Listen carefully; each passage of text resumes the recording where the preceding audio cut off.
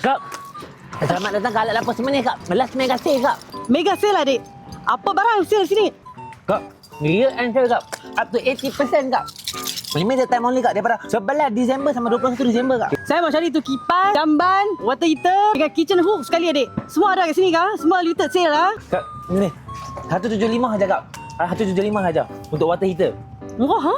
Sangat murah, Kak. Yang ni memang betul ya. Kipas shilling ni RM152 saja. Dah. Memang harga macam ni kah untuk year end sale ni? Betul, Kak. Betul. Mau lagi murah. Atas bawah dah. Kak. Ini sing bawah dah, Kak. 289 saja, Kak. Kalau hitam ada, kalau gold bawah dah, Kak. Aduh.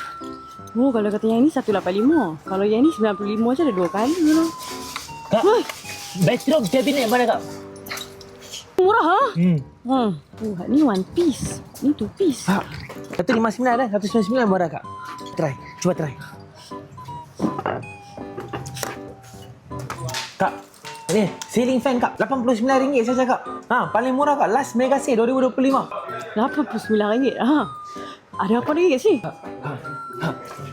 Downlight. Downlight ke downfall?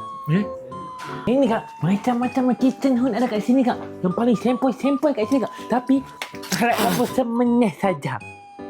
Kak, ini paling murah kat sini, Kak. RM599 saja. Ini boleh sedut ke? Boleh tengok kuat. Power. Ni kasih sedut you punya ayak ni. Lain kali saya main lain. Agak. Siapa penonton dia pernah cakap? Ada free gift.